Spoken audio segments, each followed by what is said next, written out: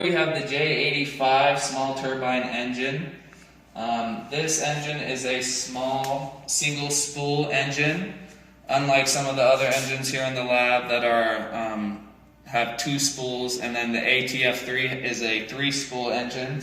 It's a one single spool because, as you see here, the blades are all on one single shaft, as you will. Here we have the annular combustion chamber, and also in here we have some of the gears that are important to moving the crankshaft.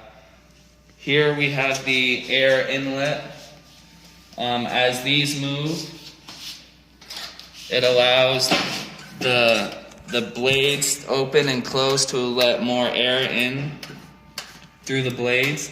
Also, we have the bleed valves right here. As they move, it allows more air in through these little holes, in through the blades to control the airflow. Here we have the oil dipstick.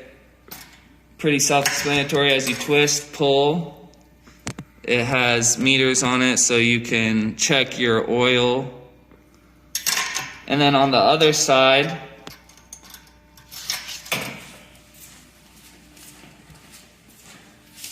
through the bottom, it leads to the oil tank where it holds the reservoir, where it holds the oil.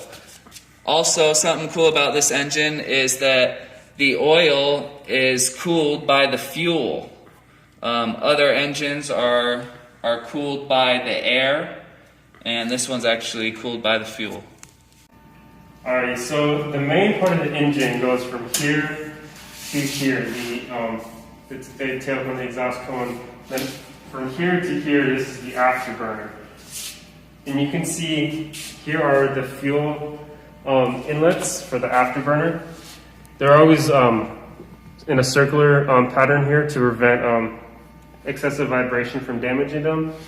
The fuel gets inserted in the afterburner section here, and then the flame will be all the way throughout here, and the holes right in here are for cooling, to help cool down the flame. And by the time that the flame gets all the way down here, it's already cooled down. And then at the back here, it's pitched in, and when you have when you open the throttle, this circle thing will expand and open, and that is controlled by these hoses right up here.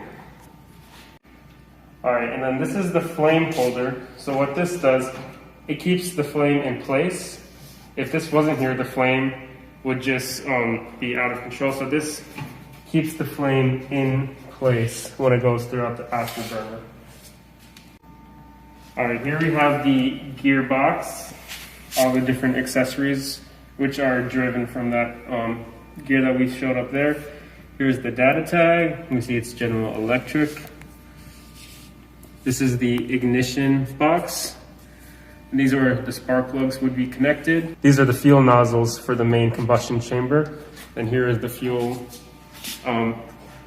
nozzles for the afterburner.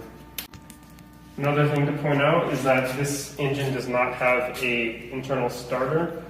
So down here, this pipe is where you plug in the external ground air to start the engine. And with the ground air pushes through that, and then it turns the turbines and the compressors to get started. Then they turn on the engine with the fuel, with the flame, and that starts the engine. So there's no internal starter for this engine.